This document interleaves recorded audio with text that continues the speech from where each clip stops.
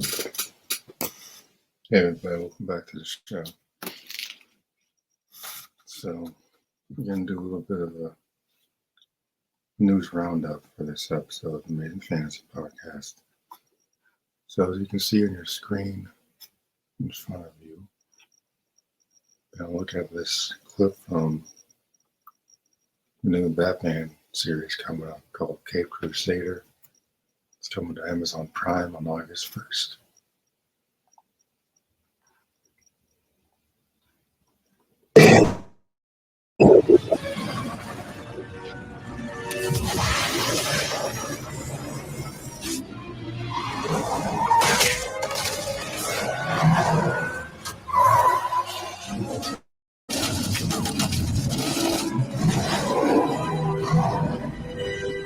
Nice car.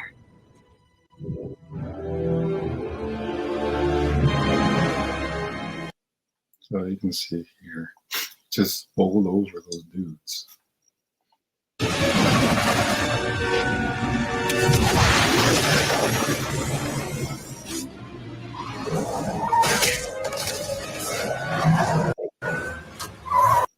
those guys are all dead.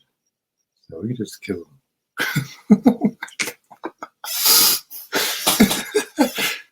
Is this Ben Affleck Batman or something?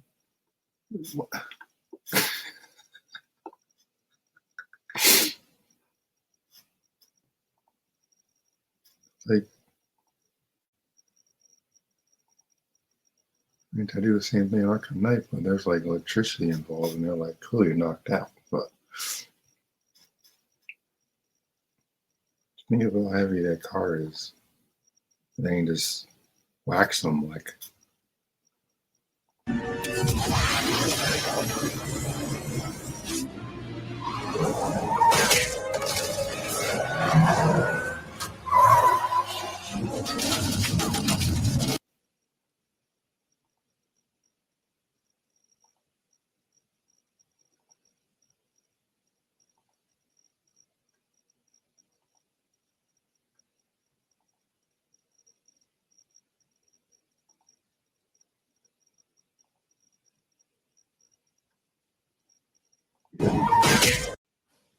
Yeah.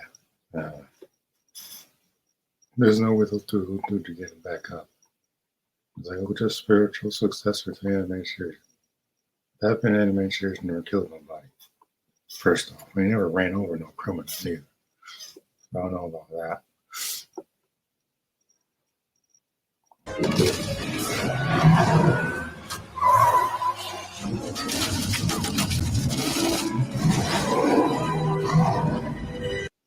Man, I do like the comic book panels. They show Batman and the Silver Criminals. Very comic booky. So it's clear to me they're going back to his roots. He started 39, I think it was. 1939. Yeah, this right here. The panels is pretty cool.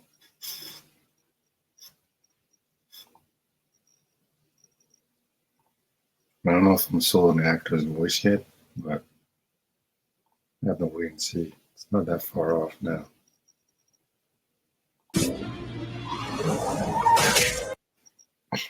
Yeah, those guys ain't getting up.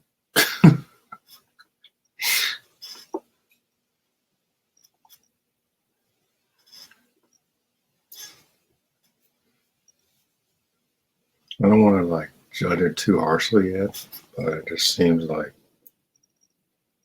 people these days don't understand these characters. Like with that dopey Superman cartoon, where he's crying like a little bitch. Not do anything for you, Lois. I was like, I had to stop watching that garbage. I'm like, this ain't Superman. I don't know if I really buy Batman bowling more criminals. They could just jump out of the car and kick their ass. It's like, come on, man. The animated series Batman would have never done that.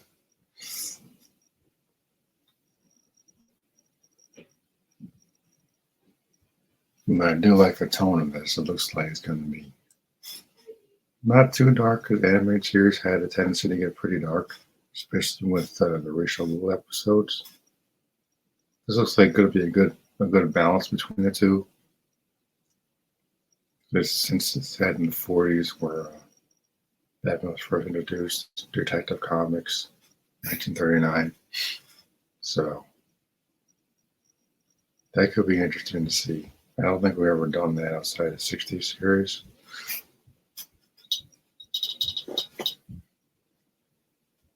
I'm curious if they're going to throw Robin in this, because Robin was there pretty much from the beginning. Maybe a couple of years later. It looks like it's pretty early on in his career. So maybe he hasn't established his morals yet. So it's like Batman Begins year 0 or something. Doesn't sound terrible out the gate. I'm a little optimistic. I want to give it a shot. I'm going to give it a shot. I've always been more of a Batman fan than Superman anyway, so it's probably why I gave up on that dopey Superman cartoon. My Adventures of Superman, or whatever it was called. I got about as much faith in that cartoon as I do in the James Gunn universe or whatever wacky crap he's doing. And we'll get to that later on in this episode, believe me. Because every piece of news that comes out about that stupid universe he's making just proves my point 10 times over. He has no idea what he's doing. And we'll get there, believe me.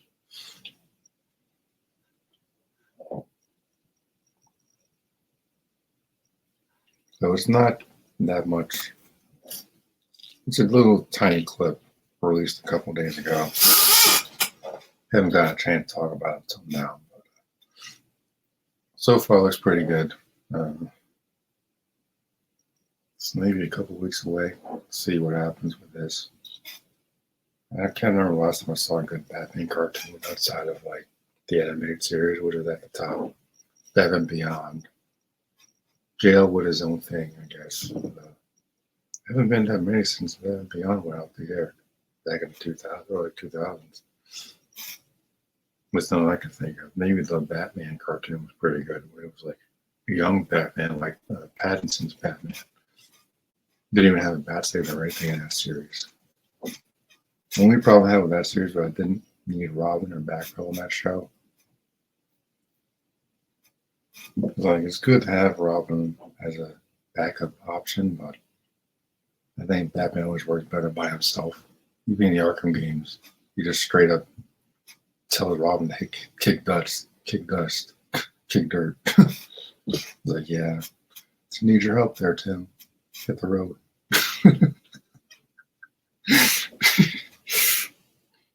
Just like, even Batman doesn't want Robin in his own games.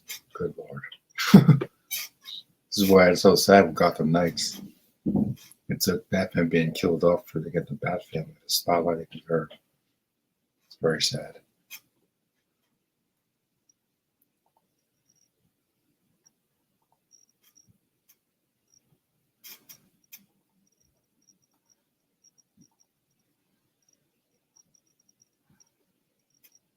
So this I stumbled upon maybe a day or so ago. New TMNT game coming out this October. This looks like it's got the same style as the new film, Mutant Mayhem or whatever. I saw it once. I didn't care much for it. I might see it again. Now they got this game coming out because it kind of struck my interest a little bit more now. Well, I like the design of the turtles. And I like they have the classic letters on their belts, like back in the day. And I like the fact they're actually kids. Like, they're actually kids and all that. This is actually, to me, that actually works. I don't know. They always say Teenage Mutant Ninja Turtles, and then even the original 90s films, they sound like a bunch of grown-ass men. So it's just like, they could be like 18 or 19, fine, but like, especially Raph, got the deepest voice ever. Oh, none of them sound like children. So this is a bonus for me that they actually sound like kids. So we're going to look at this trailer here.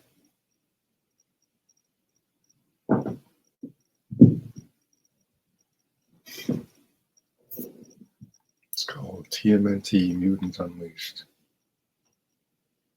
They even got the chubby April O'Neil in this too. Diversity.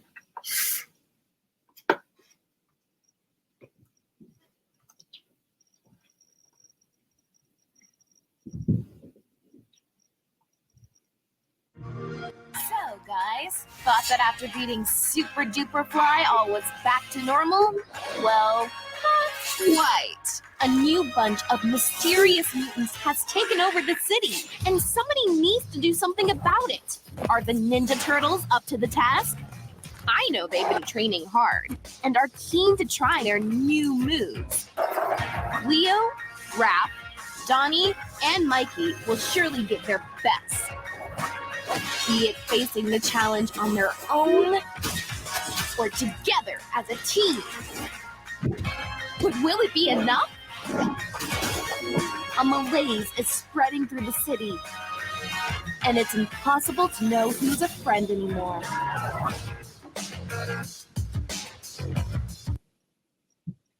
This is coming early October.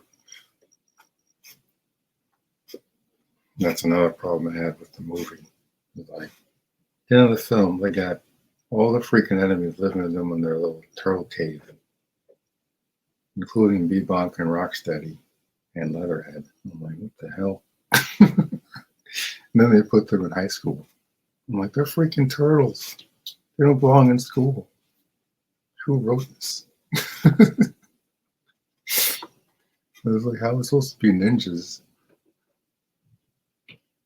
if they're in school learning the freaking ABCs? What kind of BS is that?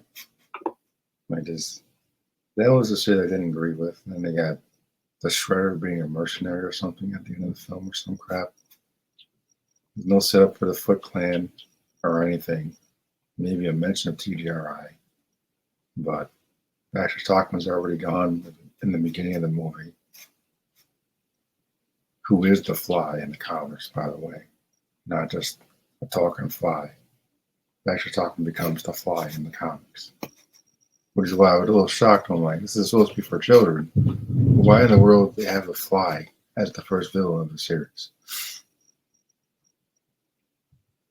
It was like, I don't know if that really works.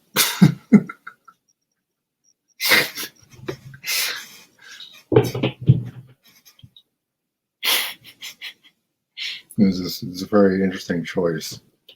I just kind of scratched my head and like, the Fly? Really? In the first one? And they could have gone with the Mausers or something. Like, I've never seen the Mauser bots on screen before. I saw their old school cartoon. I'm like, the Fly? Really? I mean, granted, he didn't do anything like crazy or nothing, but it was still like, it's kind of gross, man. And again, there's no setup for the Shredder or the Foot Clan. So I'm like, are they going to do ninja stuff in this series? Because I'm a little confused with the tone.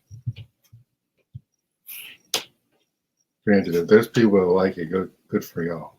I'll wait for the game to come out. Maybe I'll give the film another shot and do another updated review. But I'm just... For now, they had to stick with the original films and the old school cartoon and the 2012 cartoon or 2003 cartoon. That's my favorite one outside the original 80s one. This looks okay. I'm not gonna like harp on it too much. I do like the graphics and the gameplay looks like it's gonna be mad fun.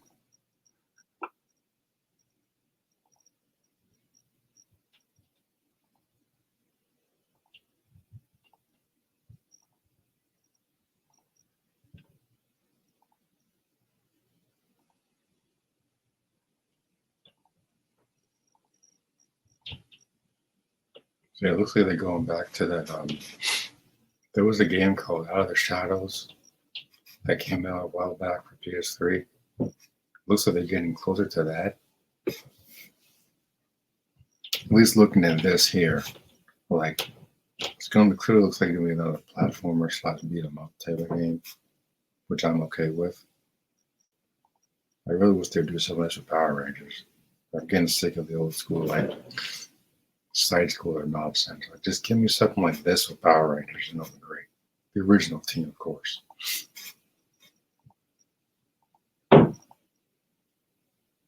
Yeah, it looks like on first glance something you could put on the computer. So I don't see it in the store yet, so not even the pre-order or anything. But so far, I'm digging the graphics for sure. I like that it's tied into the movie in a way that makes sense.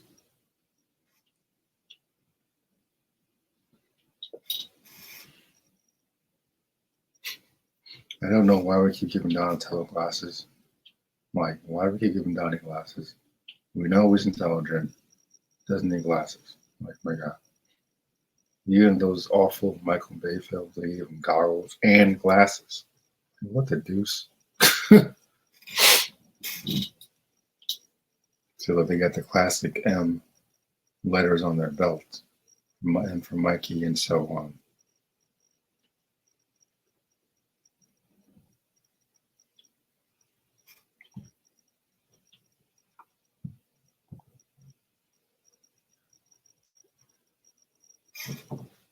So I would say I'm definitely looking forward to this. Of course, I'm a gamer, so any type of new game stuff that comes out, I'm definitely going to be adding it to my wish list at least, of course. Put a little something aside for my stuff, and definitely going to check this out. Love TMNT. Maybe not so much recently, but heard about the last Ronin game. Looking forward to that. That should be a lot of fun. Hopefully they make it rated R and keep it away from the kid-friendly stuff and make it dark and gritty like it's supposed to be. Like, this game can be definitely eaten at children fine. No problem with that. But the last Ronin, make it for people that have been around for a couple of years at least and just get pushed out of their mom. I was like, I'm a little tired of people saying, oh, this is for kids, this or that. Star Wars is for kids. Like, no, it ain't. That's another rant for another day. Star Wars is not for kids. Never was, never will be. Like, you crazy? I'm not even going to get into it, but like, it's not for kids. Never has been. But you can watch it, but at a certain age, I would imagine. But it's not aimed at kids. It can be family friendly, but there's some dark shit in Star Wars. Always has been from the beginning. But back to TMNT. Yeah. That looks pretty good. Hopefully we can get back to that Out of the Shadows type of gameplay, which was top notch back then. It's kind of a shame that it's not been remastered yet. And yeah.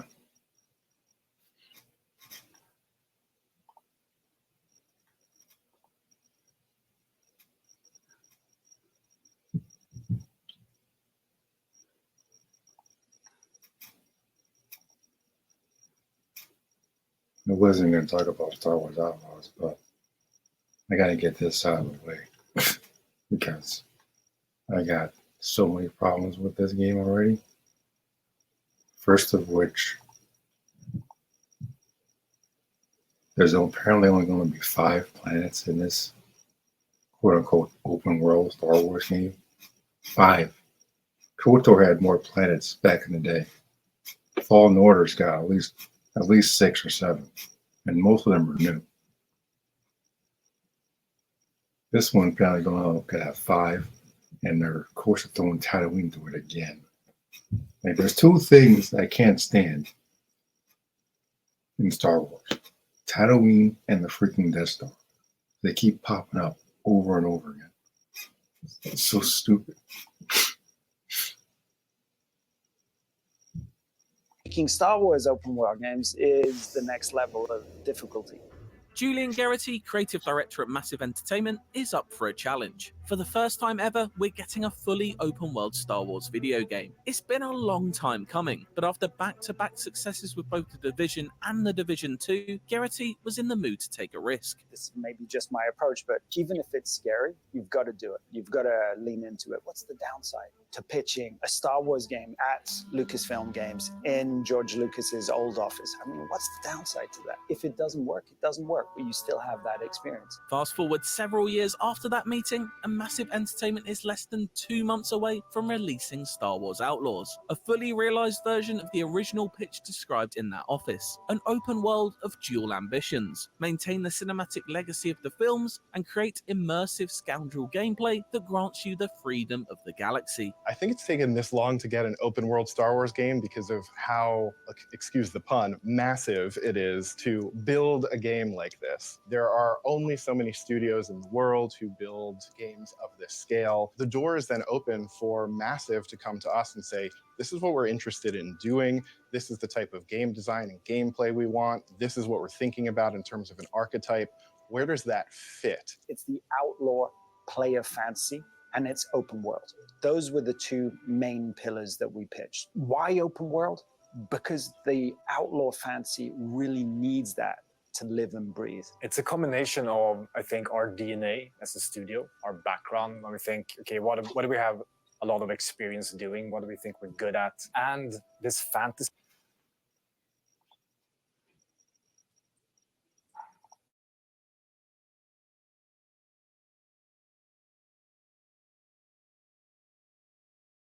See the scoundrel in Star Wars begs for freedom. Massive was fully confident in its abilities to create engaging open worlds. The Division offered a bullet-filled action playground, while last year's Avatar Frontiers of Pandora displayed an ability to work well within a Disney license by building a near-unmatched visual paradise. But Star Wars was the new challenge that this team yearned for. Of course, deciding what kind of experience would live inside a Star Wars open world was the first thing that had to be decided. We took a step back, of course, and thought, okay, Star Wars open world, what an opportunity. What does that naturally want to be? And it wants to be the full scale from the very small to the very big, meaning sitting inside a cantina, playing sabak, being able to walk through the street, jump on your speeder, drive across the planet's surface.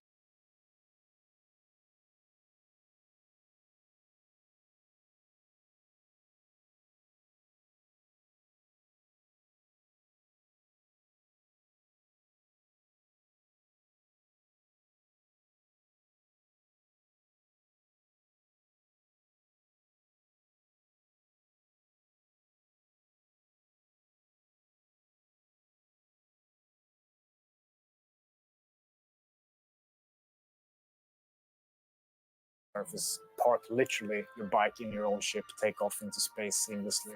That vision of full scale helped secure a green light from Star Wars custodians, but getting Lucasfilm's blessing was just the key in the ignition. Translating the cinematic spectacle of the original Star Wars movie trilogy into an open world, set between Empire Strikes Back and Return of the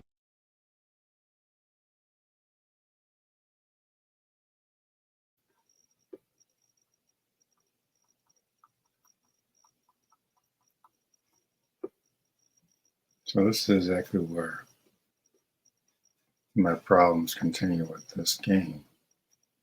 It's like, again, we can't seem to get away from the original damn trilogy. There's Star Wars is a galaxy far, far away.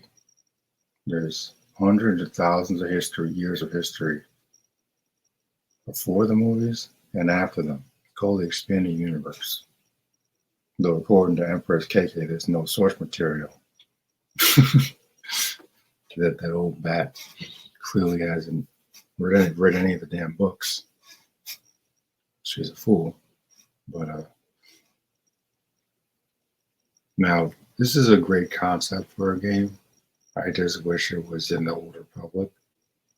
There's so much more room to play with in the Old Republic here, or something past the movies.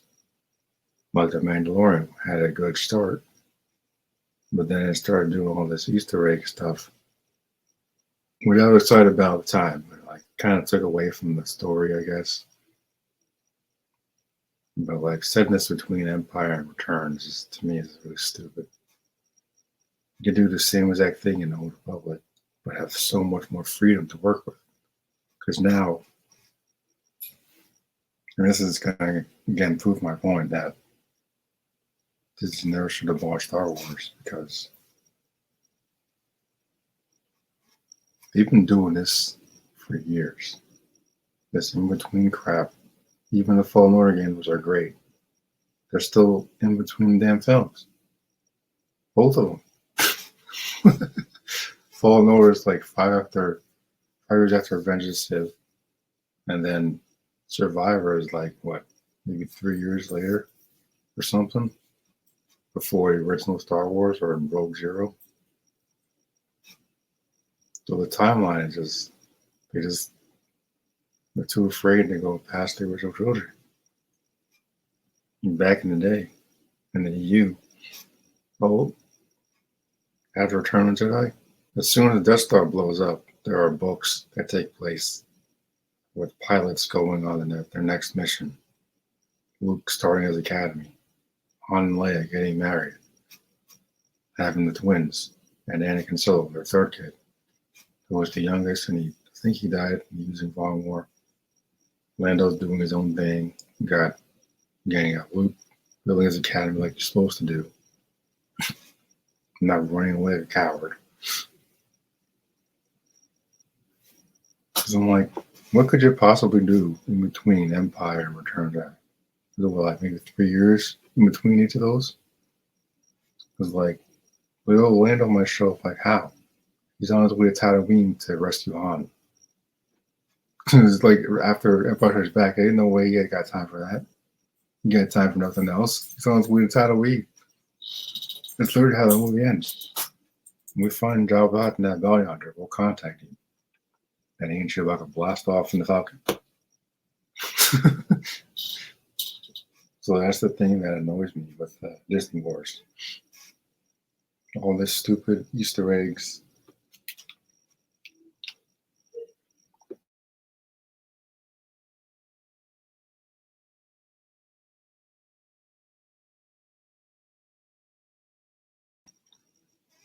All the stupid Easter eggs, and hey, remember the Death Star? Remember Han Solo on Carbonite?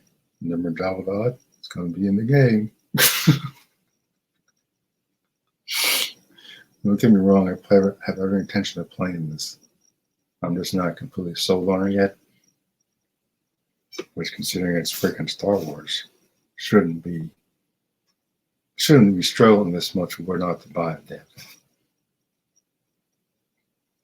This was Fallen Order or Survivor would have already pre-ordered, but unfortunately, I just keep running into all these hiccups with this game. Still gonna get it, just not out till like the end of August, so I'm not really rushing into it, but at the same time, like, yeah, Star Wars Eclipse has been delayed to like 2027 or something. I would have rather had that come out than have this delayed. Honest truth. Because Star Wars Eclipse, like I said, in the Old Republic or something, what you have been clamoring for years. Something way, way from the original trilogy. Because at this point, it's just getting really tiresome. Seeing the same stories over and over again. Where we're going to put an Andor guy in between Revenge and the original film, right before Rogue Zero. Where we're going to set Ahsoka? After Return of the Jedi. When we're going to set Kenobi? After the Clone Wars. So it's always been the same timeline that they've been stuck in. And the only shit that happened after the movies is that awful Disney Wars trilogy made by Roundhead and Jar Jar Abrams. And all three of those movies sucked. So I think we were all fooled with Disney Wars 7, but by the time I came to my senses, I'm like, yeah, this is shit. Characters are garbage, story stinks, and it just got worse.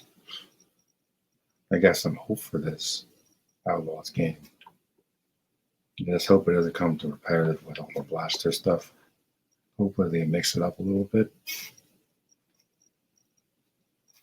And for the love of goodness, can we get some aliens that speak their own native tongue, please? Stop with the damn aliens speaking English. It's ridiculous. Back in the day, I was going to reference the expanded universe, and back in the day, KOTOR, every alien you encounter speaks their native tongue with subtitles. Every single one. With the exception of like Mission Vale or Juhani, they have their own native tongue, but Mission Vale basically grew up among humans. So she's an exception.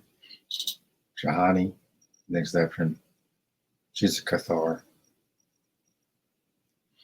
Yeah, obviously she had her own native tongue, but for the sake of that story, it makes sense for her to speak Galactic Basic. Fine. Like every alien you see at a kiosk or a droid store, they spoke their native tongue with subtitles. Because it makes it feel more authentic, like you're actually in that universe. You got aliens speaking like my next door neighbor. How the hell is it Star Wars? It's so lazy.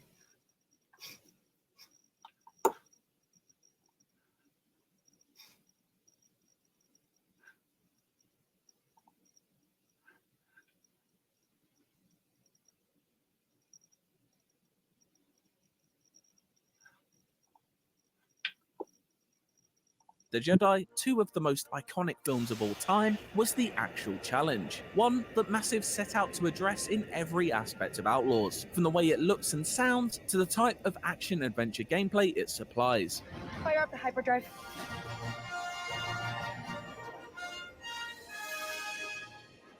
The sort of cinematic ambition that we have was in presentation. So that doesn't mean cinematics necessarily. What I care the most about is the interactive part, right? What we did was take a lot of inspiration from the original trilogy, but with today's technology. So very similar to what Rogue One did. What its aim was to do was to... I wouldn't use Rogue One as inspiration for anything. It always suck balls. That movie was so boring. I must have fallen asleep at least 3 times in the theater. So boring. So I wouldn't use that as a reference for anything. Andor guy even less. That show stinks too. I don't care what anyone says. The show is boring. Character is boring. There's no substance to them whatsoever. It's like I watched like what, maybe 3 episodes. The show wasn't Star Wars to me, man. It's not. It's not. Replicate a lot of the sort of filmic effects of those lenses of the 1970s. So you'll see barrel distortion on the sides, vignetting, film grain, chromatic aberration, and of course, all wrapped up in an ultra widescreen presentation. It's a key point for open world games at large, but I think very much for Star Wars as well. And not always scale in that it needs to be grand, but it needs to be conscious. The scale of Tatooine needs and should and does in our game feel very different. It breeds, open.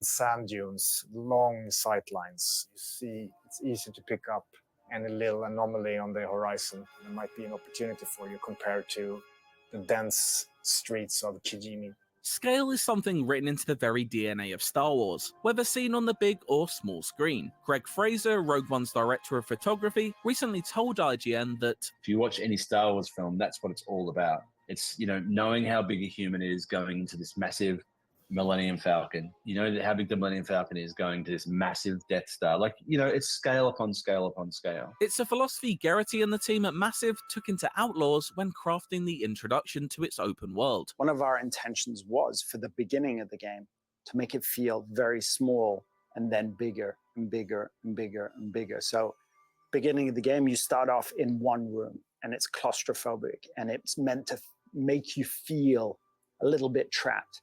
You open up and it's city streets, but it's contained. And then some narrative stuff, and you steal a ship and you explode into the galaxy, and all of a sudden you crash land on this planet, which is wide open world. That sort of sense of everything growing for you, and not just the scale of the galaxy, but the scale of the possibilities for you as a character, as a rookie outlaw. Kay Vess, the underworld's favorite new scoundrel. Outlaws campaign tells the tale of Kay Vess, a young scoundrel looking to build a team from across the stars in order to pull off one big space heist and remove the death mark placed on her by the Zerek Besh crime syndicate. It's the basis of a story that evokes many other adventures from across both games and film. I love Mass Effect 2. It was one of my favorite games. I think there were so many influences, everything from Ocean's 11, Ocean's 8 to Star Wars itself, the previous films. Like, that heist feeling was always kind of in the fabric, to just tonally films of Kurosawa, those original influences to George Lucas. Knowing what sort of story you want to tell is one thing. Telling an engaging story in an open world setting is another task altogether, and one that Kavari is well aware of, having written for Far Cry 4, 5, and 6, as well as The Division. It's one of the things you always have to keep in mind is, how are we going to weave a narrative and an open world together so that we're telling the story, but also giving you the freedom to sort of go wherever you like. We had a really clear approach on Outlaws, which was, there was Kay's journey. We called them sort of lighthouses. There were key points that we knew we want her to hit these, and then that makes her story kind of part of the wider Star Wars narrative. But between those moments, we knew early on that if you got distracted by curiosity, the world had to react to that. It had to expect that the player is going to go off the beaten path. The things that lie off the beaten path are built in accordance to something Massive refers to as the 3-second rule, where within a few blinks of an eye, you can instantly understand the nature of a location or character and the story behind them. Before you even put life in them, they need to visually tell a story about what kind of place it is, what's happened in the past, what type of life and events have taken place in them. So they get that lived-in feeling, and that lived-in,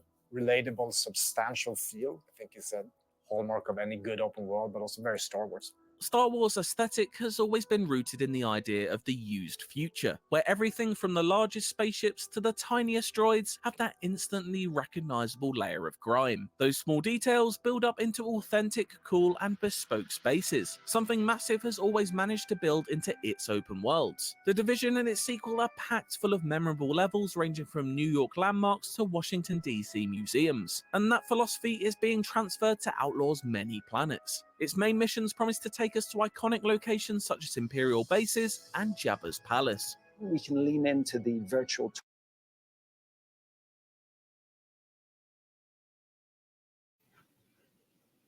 So that's another issue there. I was talking about all these stupid Easter eggs and nostalgia factor.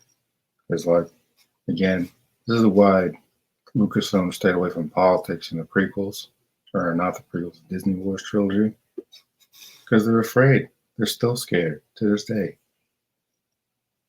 They couldn't even get Luke Skywalker right, for Christ's sake.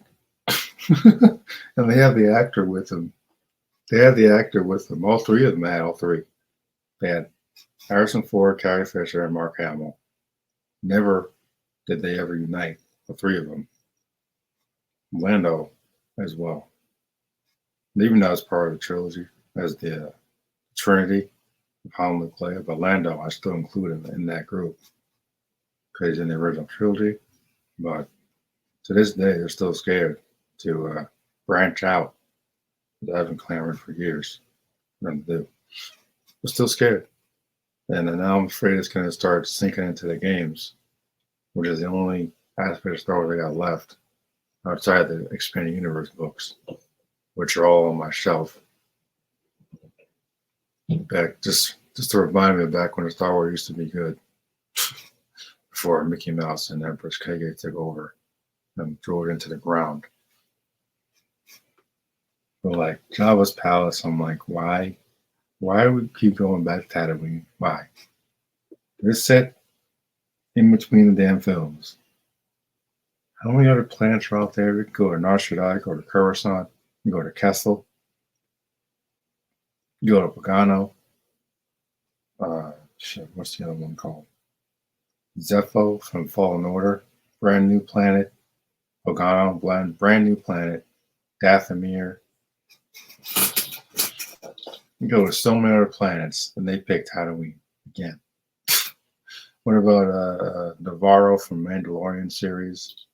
Like, there's so many planets you can go to make this strictly unique in a way. Strictly unique. And they picked Tatooine again. We want to talk about repetitive? That's repetitive.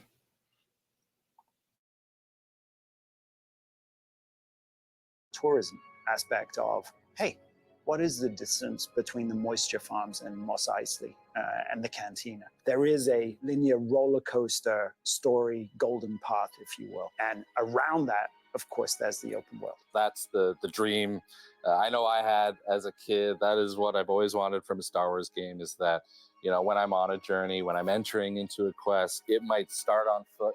They might start navigating a High Republic cruiser that's crashed, but I want to be able to jump into my speeder and blast off, hop into the Trailblazer, take off into space, maybe land in a space station and meet some characters that factor into my quest or journey along the way. And so that sort of connective tissue of planet or moon to space was crucial, because that's kind of the fantasy that I think players are hoping for. That fantasy and freedom is evidently at the core of Outlaws, and while all 5 planets and moons won't be instantly available,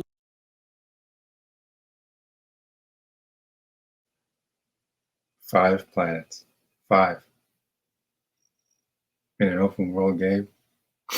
Let me tell you, KOTOR back in the day must have had like 6 or 7, maybe 8 planets. There was Dantooine, Taris. I can't remember all of them right now. But Korriban was one of them. That appears in both KOTOR 1 and 2. No, you do go to Tatooine, KOTOR. Never mind. You did go there. Oh shit. Tatooine's in every freaking Star Wars game. Holy cow. You don't go to Tatooine in the second one, but I think it is in the first one. Damn. That's so much for that. You see why it gets on my nerves going to Tatooine all the damn time? Jesus. This guy says it's 5. 5 in an open world Star Wars game. You told me you couldn't put more than 5 planets in a Star Wars game, quote unquote open world. Yeah, guess I'll see. There hasn't been that much that's convincing me this is going to be good, because 5 planets to me is kind of pathetic. Considering the scale of Star Wars Galaxy, 5? Tatooine don't count. So it's really 4 as far as I'm concerned. I mean, nothing new you can show me in Tatooine hasn't been seen a gazillion times before. Tatooine don't count. It doesn't.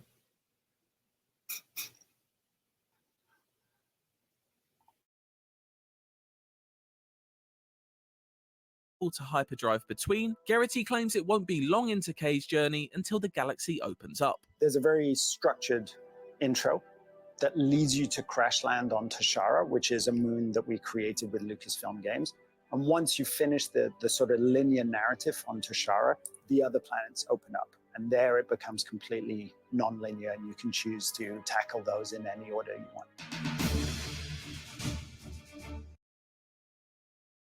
Oh, why aren't they texting?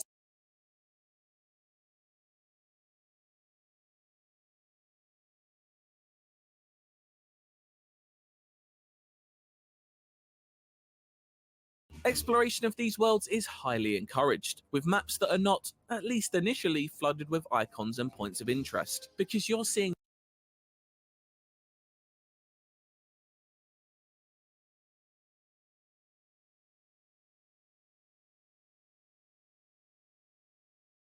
are not, at least initially, flooded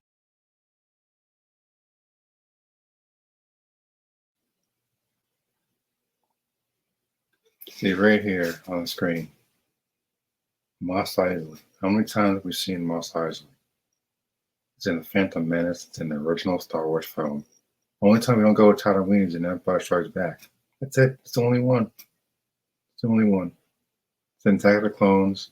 It's in Revenge of the Sith. It's in The Mandalorian, for crying out loud. Now I remember it is in KOTOR 1. Jeez. It's one of my favorite games. Now I'm just like, damn. Tatooine's in that amazing game too. It's not in the second one.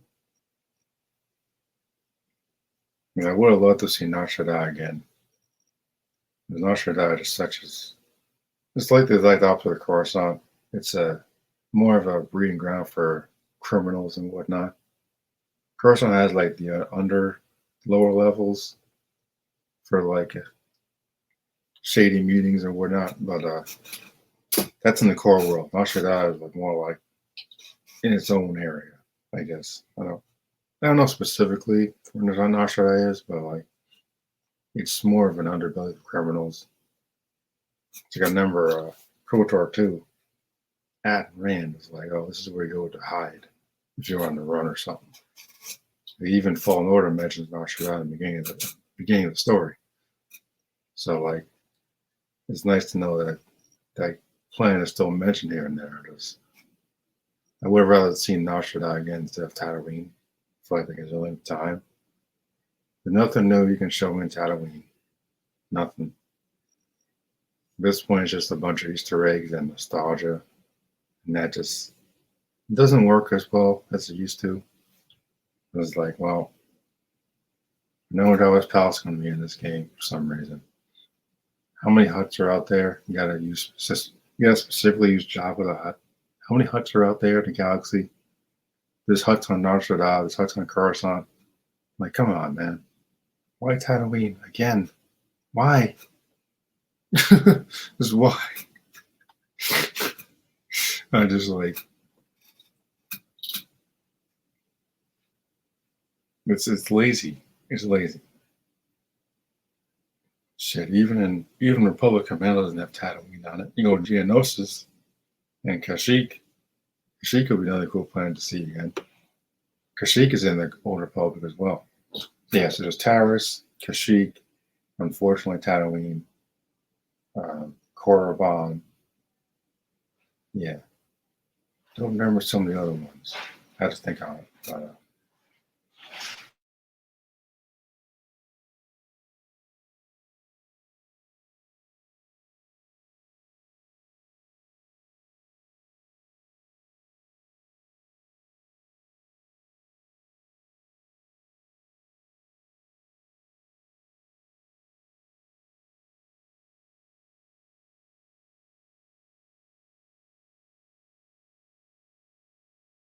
With icons and points of interest, because you're seeing these places from a fresh perspective.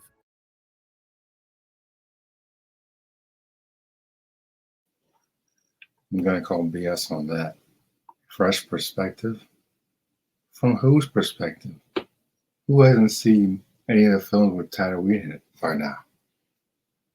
Unless you just got squirted out into the world.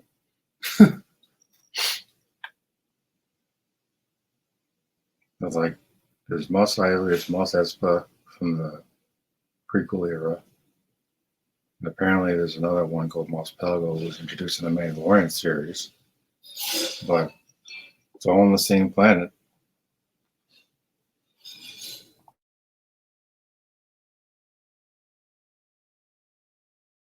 Kay as a character hasn't seen the galaxy. So the first time Kay comes to Toshara is the first time you come to Toshara. And it's not an unknown, uncharted place. So you'll have a map of where you can see mountains over there and stuff. But discovery is what gives you more information. You're going to have to take some risks. You're going to have to go to a cantina, and you can eavesdrop, pick up on some conversations that will lead you to another location that reveals a location within the open world that you have to get on your speeder to go and find. There will be a fog of war that you'll be able to clear up, And that's really where your curiosity will open things up even more. Each of Outlaws' worlds vary in size. Tashara, Massive's newly created moon, is around the same size as the jungle planet of Akiva, but a little smaller than the vast desert of Tatooine. It was less about how big, but more about how long in terms of traversal with the speeder it would be.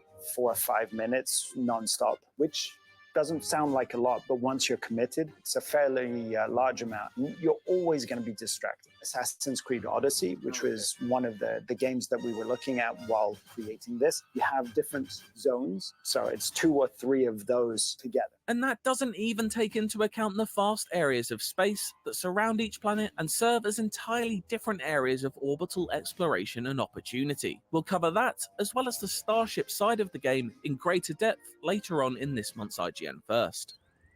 I said, run.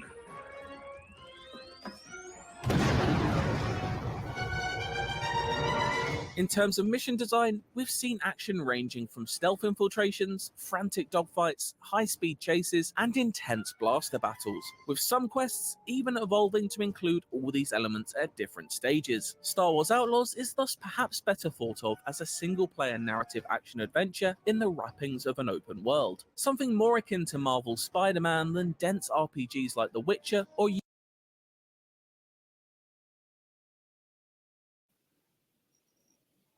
One thing I will say, I'm getting some Uncharted vibes from this.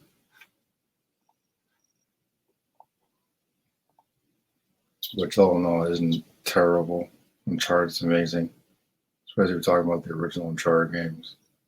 I like 4. I think it missed some beats looking back on it. But they really dive into that adventurous aspect and it should be okay. I just really wish we could stay the hell away from Tatooine for once. It's getting on my nerves how often that planet pops up.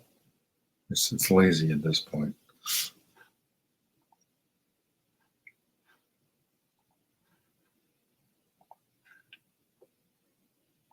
Division 1 and Division 2. There's a life, a dynamism, a systemic quality to Division 2 that we didn't have in Division 1. I'm not talking about the presentation, the soft values at all. I'm talking about pure gameplay experience, single player or cooperative. That was very, very important to us to have as a living, breathing element that engages players while they're playing Outlaws. It's an evolution of what Massive has been doing in their games for years now, keeping worlds feeling bustling and alive even when set against post-apocalyptic backdrops or in the midst of galactic wars. We, in both Division games, but especially in the second one, developed what we call living world systems. So same thing here. We have systems that make sure that the world is always alive with movement, traffic, speeders zipping around, the Empire patrolling, the syndicates have footholds out there, sometimes more substantial events happen.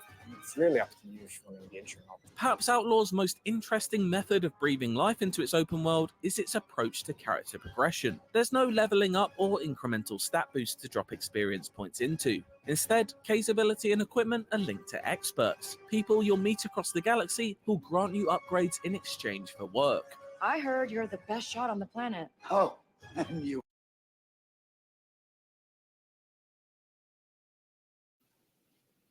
This is what I'm talking about. Got alien right here, speaking like my next door neighbor. What? WTF, man? For real? Could have had it speaking whatever language that we can speak, then just have the subtitles on the screen below. It's as simple as that. We can't seem to do that in Star Wars anymore, for some reason. And could you imagine Chewbacca speaking like a regular dude? That's how stupid this is. This is ridiculous. You want to be second best.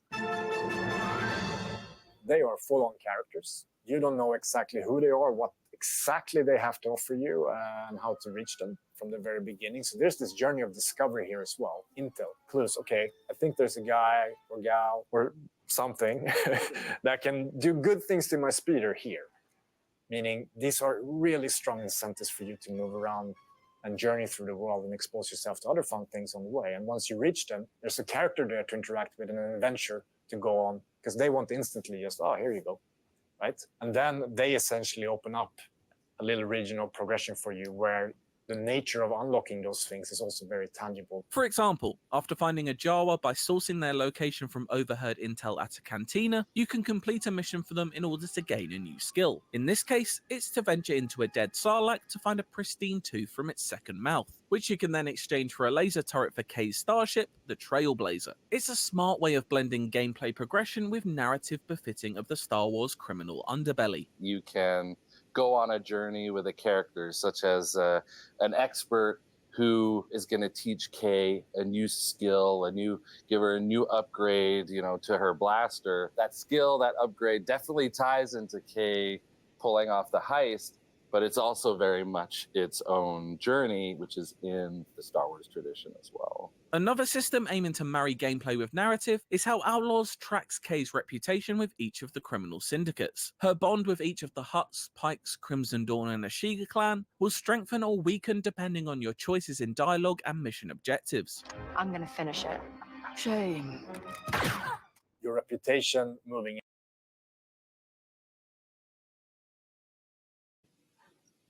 Once again, another alien speaking like my next door neighbor.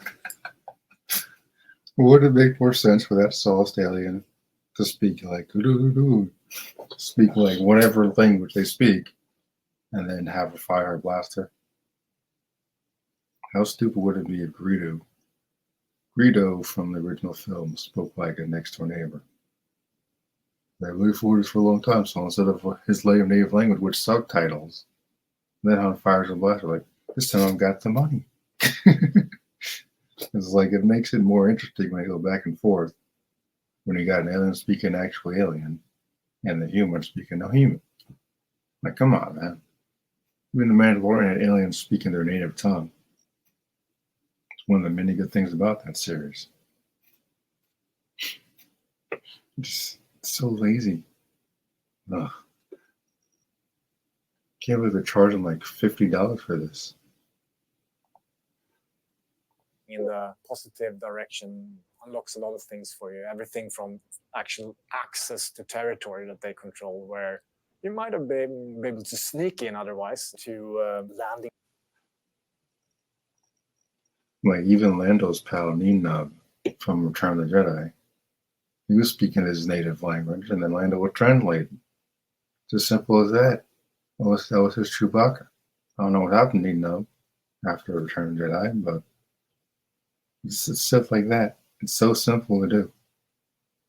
So we gotta be able to get reading the shit up or down. Like Virginia would say, no, if we're coming. Shit like that. Then it's so simple. This has been a thing since the original film. I mean, granted, you don't have to do that in the books because obviously you're not going to have like Chewbacca doing rah in the books. But like when you're doing that in live action or any type of other medium like TV or games, just put the subtitles on the screen and have them speak their native language. Why is that so difficult to do? Or get a protocol door translate. Simple. My God. This is why the expanded universe is always going to be the best. Because clearly, Lucasfilm can't handle living up to the EU. Paths in the open world, discount with traders affiliated with the syndicate, unique, really exotic rewards, etc., etc. But if you really get on their bad side, that's another thing that you will feel dynamically in the game, because they actually send hit squads out for you in the open world. The reputation system doesn't just sit inside of missions, though. Smaller opportunities regularly present themselves to boost your relationships among the syndicates. These might be smaller skirmishes where choosing to get involved can benefit you and the organization you side with, and a strong bond may even help you out with the bigger threat looming over the galaxy. So that's my only gripe with this Wanta system. If it's anything like Red Dead Redemption 2, it's probably going to be shit, because the Wanta system in Red Dead Redemption 2 is terrible. You can look at someone the wrong way and then all of a sudden you'll be wanted. I'm just like, what did I do to get all the attention on these cops? But when you're like, shoot up an entire town, then that can get you wanted, okay. But like, I just accidentally bump into somebody, and they all of a sudden they start running towards the sheriff's office. And Master's wanted 3 minutes later. Like, what the hell was that? So if that's this one is doing like that, it's going to be garbage. So hopefully they don't take a cue from Red Dead Redemption. This is getting bad. Hold right. If you, for whatever reason, ended up wanted and you're being chased by Empire and you cross paths with a syndicate that you have really good reputation with at the moment, they might join in and help you out. Outlaws directly follows the events of The Empire Strikes Back and sees the Imperial forces at the peak of their powers. In gameplay terms, the Stormtroopers are basically like GTA's police and adopt a similar wanted system. Find Oh god, Grand Theft Auto, it's even worse. yourself in a restricted area or accidentally fire a stray laser bullet at a stormtrooper, and you'll quickly find yourself in hot water. It's by no means a revolutionary system when it comes to open world design, but one that is made all the more exciting thanks to a lick of Imperial black and white paint. I don't know if exciting is the word I would use. It has a good range of escalation and de-escalation. It's really up to you if you want to try and hide or maybe bribe an Imperial officer that's a bit corrupt in the city somewhere, or try to jump to a different space region. But you will feel it, and let's just say there are death troopers for a reason. Hang on.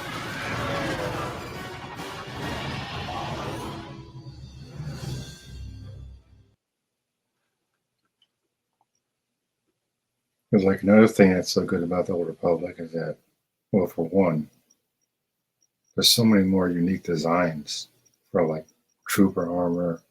The Jedi had like different categories. Like every Jedi had a different lightsaber color, was a different category.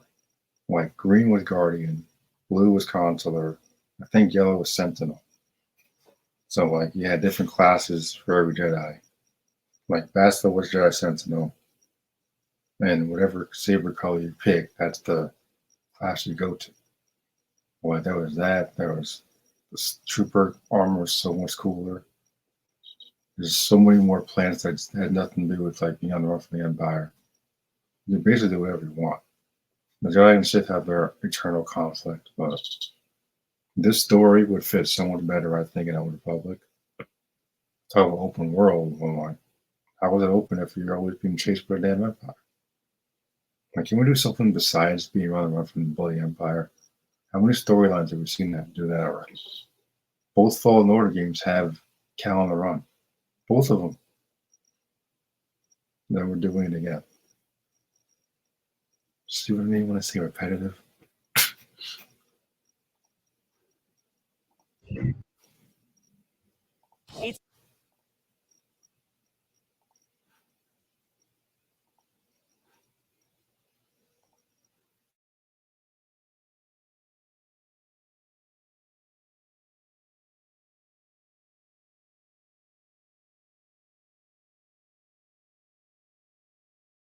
Expert side missions, and the reputation system at the core of it all, many other stackable activities exist in Outlaws open world. These range from quick contracts such as smuggling and stealing, gambling in Sabak, to playing asteroid-filled arcade shooter games, and betting on Canto Bite's Favia racing. All of these activities bolster your ever-growing supply of credits, which can be used to purchase new customization and gear options for Kay, her pet-like alien companion Nyx, and the Trailblazer. And yet, there's more. Emergent events frequently take place throughout the open world, whether on land or in space. Every 2-3 minutes, there'll be something that's happening, whether it's an ambush or the Empire arresting some civilians or combat with some criminal syndicates, and it's up to you whether you want to engage or not. So with so much to do in Star Wars Outlaws, how does Massive go about avoiding open world bloat? With a near endless galaxy of opportunity, there's the worry that things may spiral, feature creep sets in, and everything just gets too big.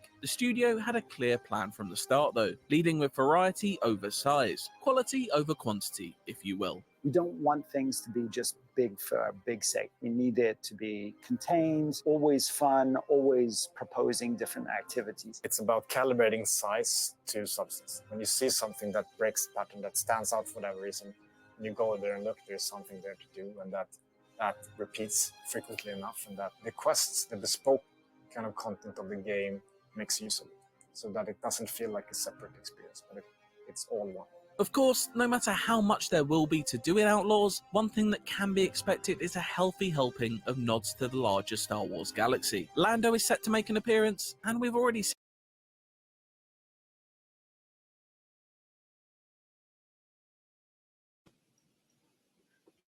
Lando is set to make an appearance. How exactly is that going to freaking work if he's on his way to rescue Han? At the moment Empire ends, the plan to rescue Han begins. Takes a couple of years, granted, but it's called Shadows of the Empire, I believe. So, like, when is Lando going to have time to, like, cross paths with this random chick? It's so dumb. Could have been a number of other characters, or, I don't know, a new character, but Lando is otherwise occupied. See what I mean when I talk about lazy? It's lazy. Don't make any sense.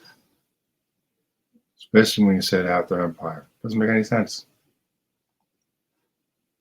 seen a glimpse of Han Solo and Carbonite, but it sounds like they might just be the tip of the iceberg. There's Easter eggs, there's characters that you'll meet along the way across the main quests and across, whether it's the experts or, you know, the wider stories you're going to stumble across. August 30th is a really great date. I recommend bookmarking it in your calendar. August 30th. Yeah. Guess we'll see, won't we?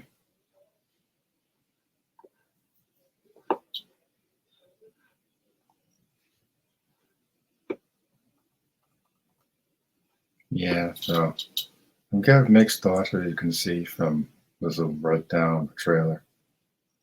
This was a recent IGN first look, dropped a couple days ago. Yeah.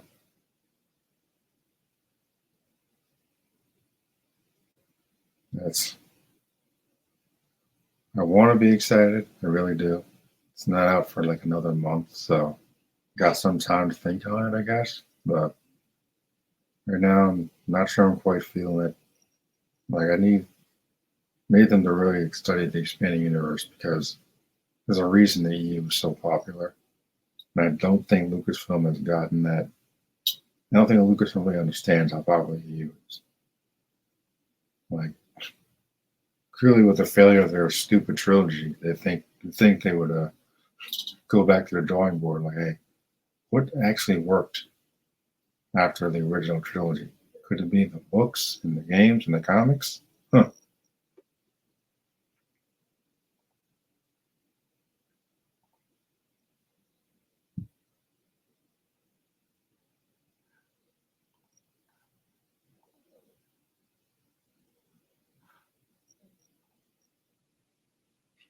So this is going to be probably the conclusion of this episode. This is also going to be the most amusing part. Just to prove my point again that James Gunn has no idea what he's doing with the DC universe. Like at all.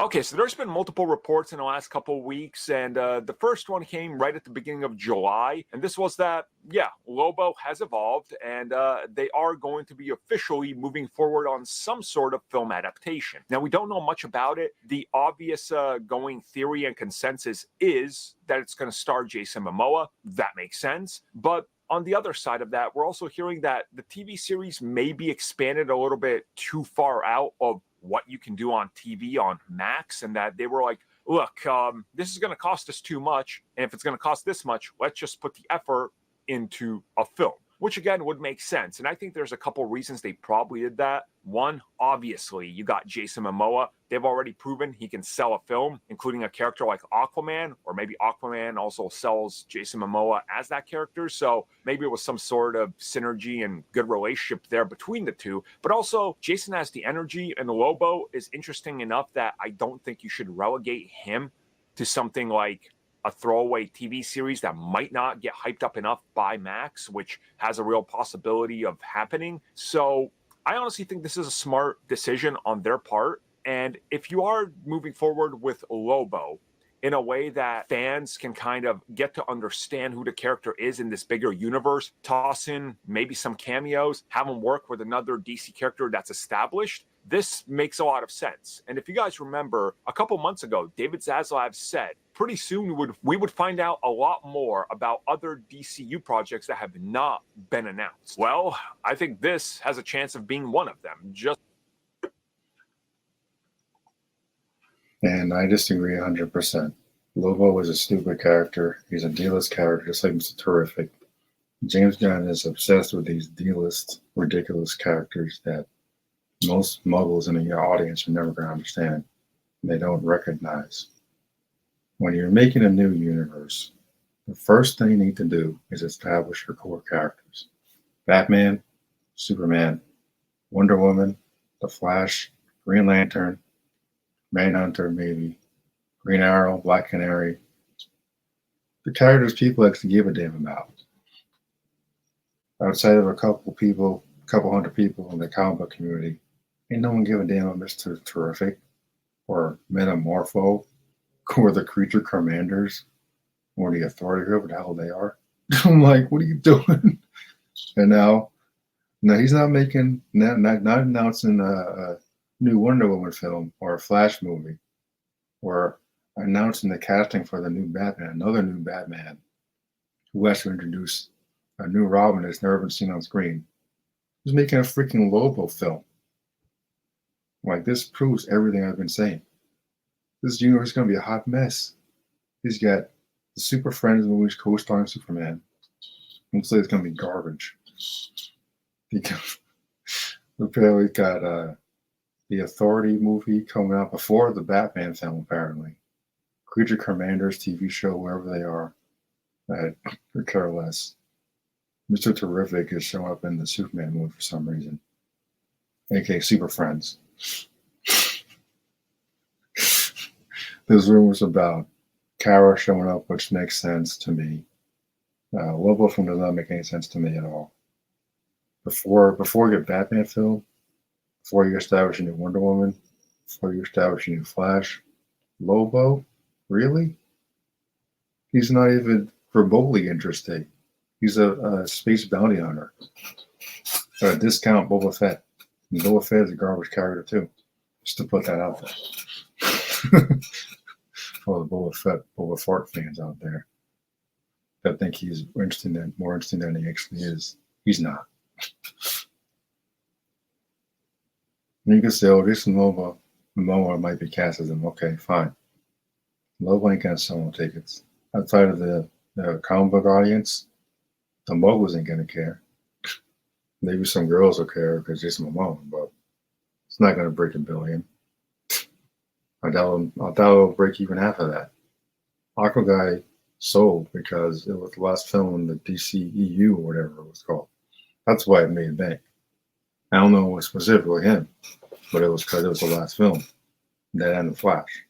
But to not announce a new Wonder Woman film or new Flash, who's hopefully not Ezra Miller. Hopefully get a blonde to play the character this time. I date blondes. I know what blondes look like, and he was not a blonde. Barry Allen is a blonde. He's not Hispanic. So, Lobo movie. You gotta be shitting me. This is why I want to save this topic for last in this episode, because this is too damn funny. Like, I want to look up the slate for James Gunn's DC universe, quote unquote. Because like this is the problem that I have with these studios and their obsession with cinematic universes. Doesn't work, man. Not all the time. Not when you're starting a new universe. You gotta build bit by block by block. When you're building a house, you gotta start with the foundation, cement, and then you build from there. You don't lay down the wood until you got the cement down to keep the house steady. Right. Who outside of the comic community gonna give a shit about Lobo? I've read comics for years. Never gave a shit about Lobo. Never. He had like one appearance in a Superman animated cartoon back in the 90s. Never showed up again.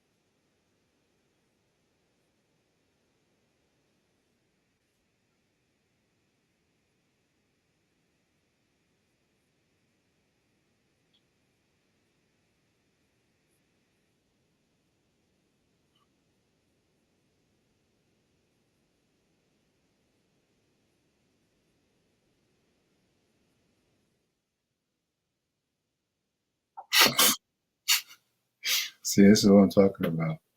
Who the hell are the creature commanders?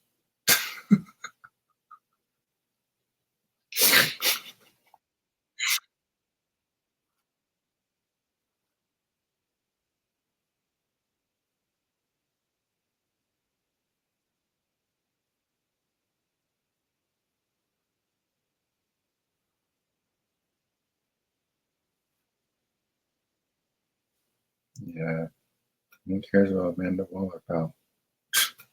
You gotta be shitting me with this.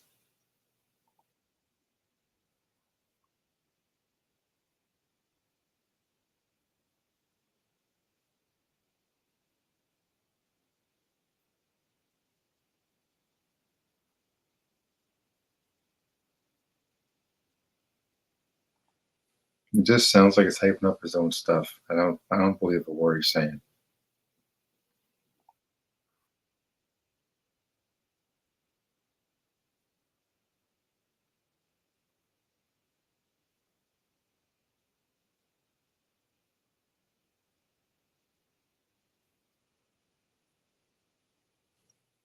Been renamed Super Friends, co-starring Superman, and it looks like it's gonna be shit. Like everything I've seen, said photos outside of the suit looks pretty good, but like most of it's out of context, obviously, but looks like it's gonna be a hot mess. I have no faith in this new universe at all.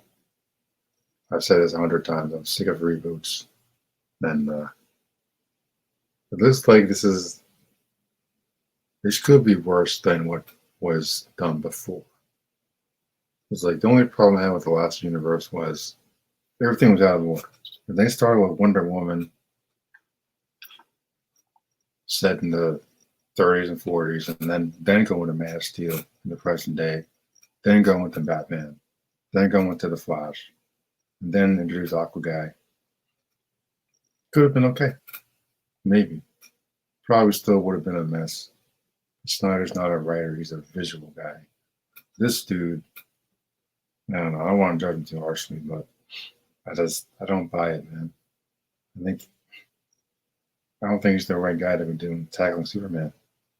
Because I might be in the minority on this, but I don't like Guardians 3 that much at all. The first one is fantastic. So for me, he's got 1 out of 3 good Guardians films. Don't like the Suicide Squad movies at all. Thought they were both dog shit. So, and then the release going to say next with the Batman film is going to be pretty amusing.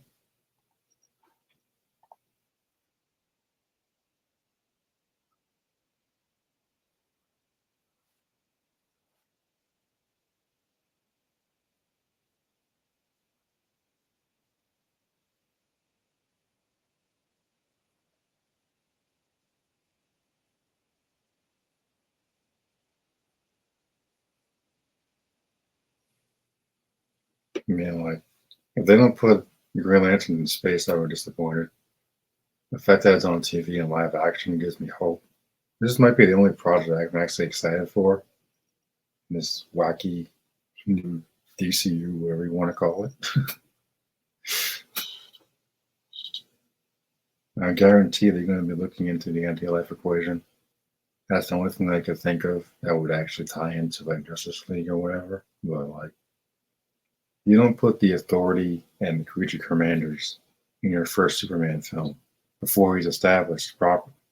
This is why Marvel started out so good, because they started with Iron Man.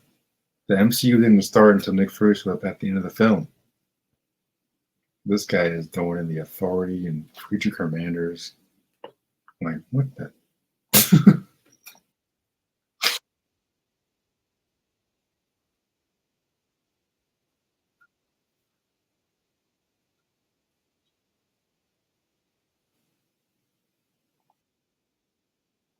Yeah, there we go.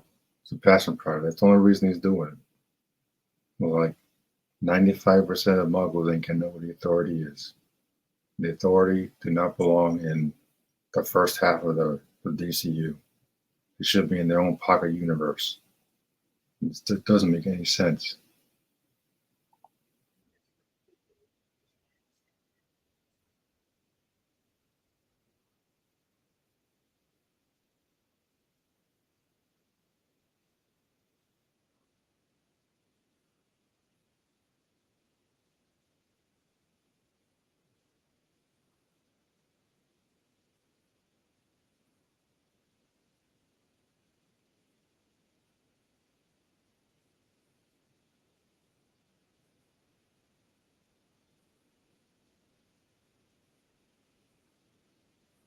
Which is all ladies, by the way.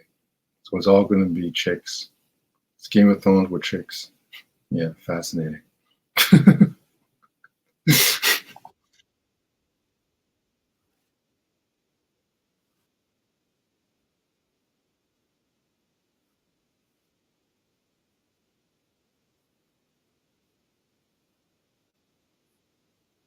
Nope, timeout. Timeout. Red flag right there. Red flag. Damon Wayne is the worst Robin.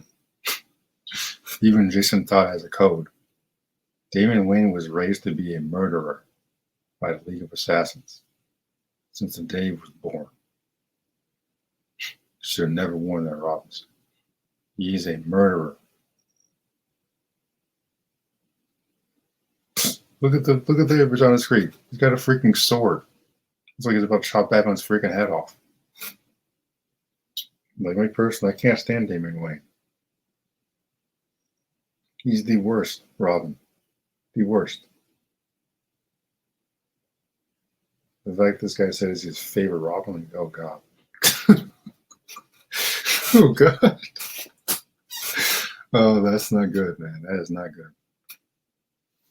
And with the news that dropped today or yesterday about the stupid Lobo film, not the casting of the new Batman to establish, and yet another guy wearing the cowl.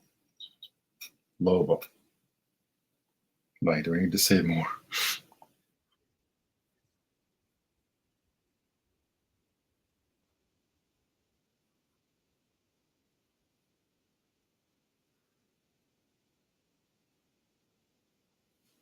Yeah, Booster Gold is a wannabe hero from the future.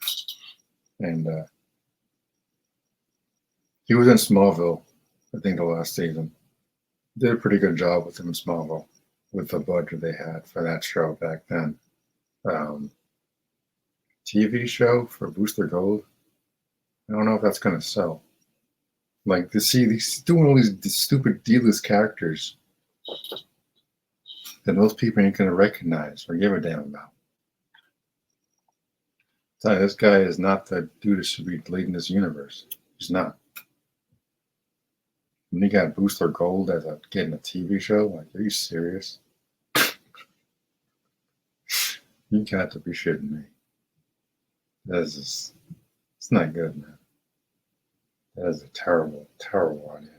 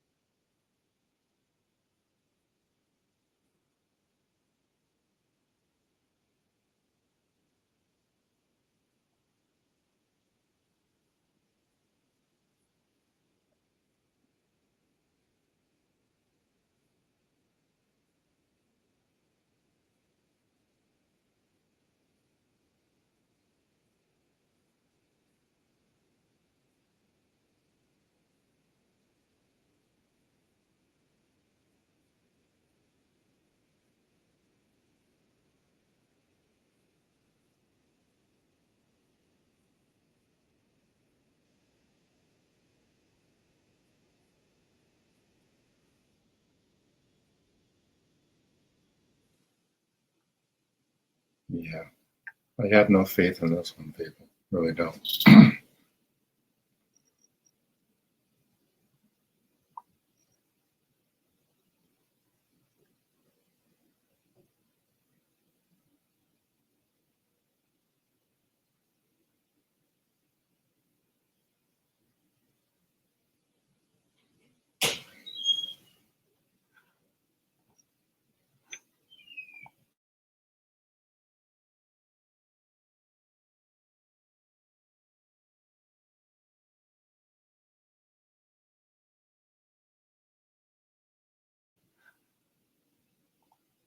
Someone in the comments saying, I hope God knows what he's doing. He doesn't.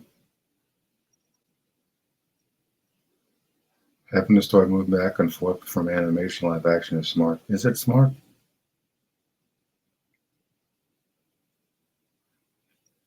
So this is the lineup this guy has for the DCU. Creature Commanders, Waller, Super Friends, co-starring Superman. It's like a hot mess. Lanterns actually looks pretty good. The Authority, don't care. Paradise Lost, no, don't care. Brave and the Bold, starring Batman and his murder son, Damian, don't care. Booster Gold, nope.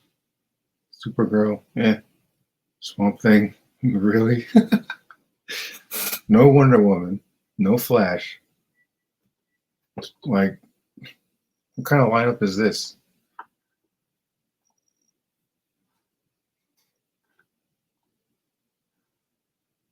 Just and that just proves my point. And now if they diss no Lobo, which is gonna, I don't know, fit somewhere on that list, I guess.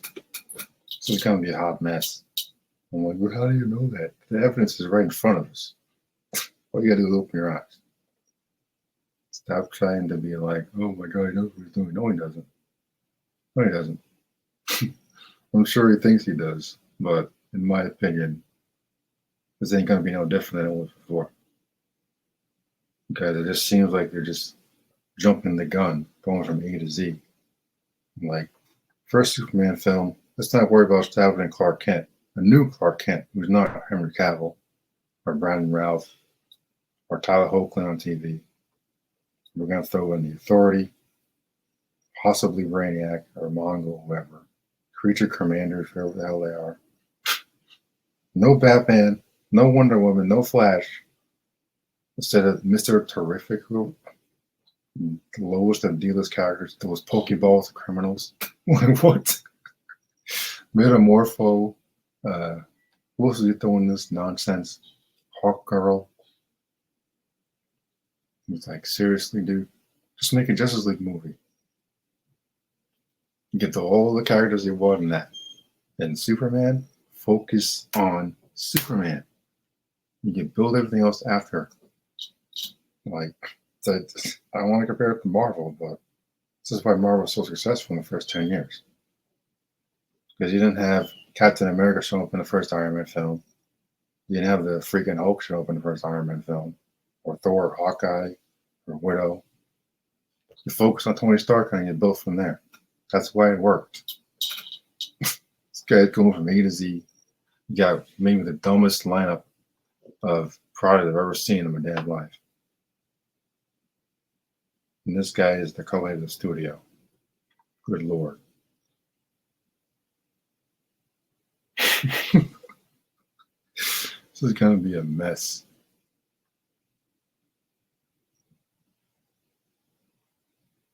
Swamp Thing? Like, really? I can't believe Titans was canceled for this garbage.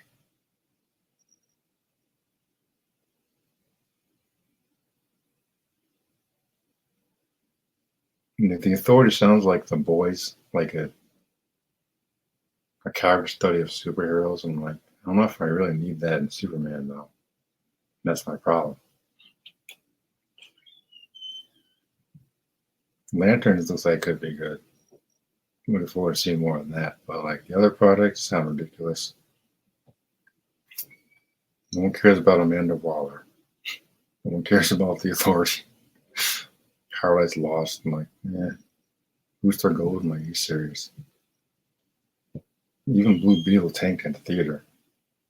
Because it's not Ted Cord Blue Beetle, so who cares? They just wanted to have another inexperienced kid hero like a little tiny Spider-Man in the MCU. Can't even tie his own shoes without Tony Stark holding his hand.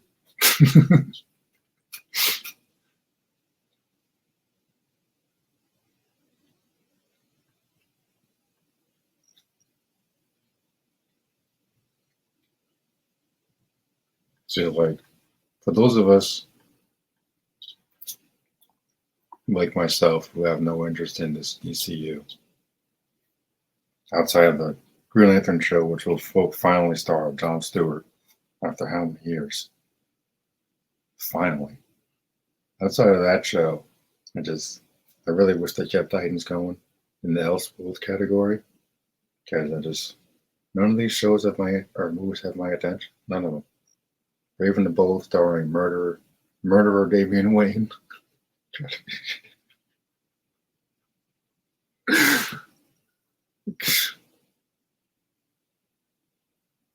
I mean, like I said, he mentioned the Bat family as well. I'm like, okay.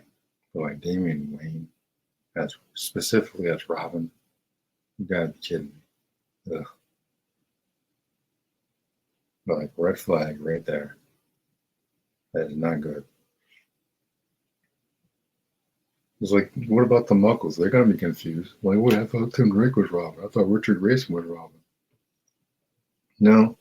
In James Gunn's universe, he's gonna be a freaking murderer who's raised by the League of Assassins. It's going to be rated R because Damon actually kills people. Even Jason Todd will use rubber bullets once in a while. And Jason still has a code. Like, he's crazy, but he still has a code. Damon ain't got no code. He's a murderer.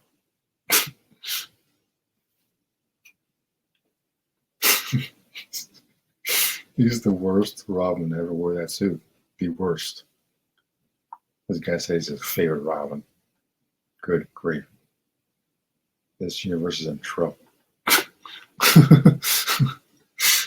People think the MCU is garbage now, and it is. After that Captain America trailer, I'm starting to agree. Just putting the Red Hulk in that movie is just the dumbest thing you could possibly do. Especially with this version of Cap. Like, Sam has got no powers. Red Hulk is going to squash him like a bug. If he doesn't, I'll be surprised, because Sam doesn't stand a lick of a chance against Hulk. Like, Rogers had a chance against Thanos once he picked up Mjolnir. Still got his ass handed to him, but at least then he leveled the playing field a little bit for about 10 seconds, but Sam ain't got that type of chance against the Red Hulk. If they had a Server Society, I might have more faith in this, but it just looks like they're doing a bunch of rehashing that they don't need to do. And the Lobo film and development, this is straight up retarded.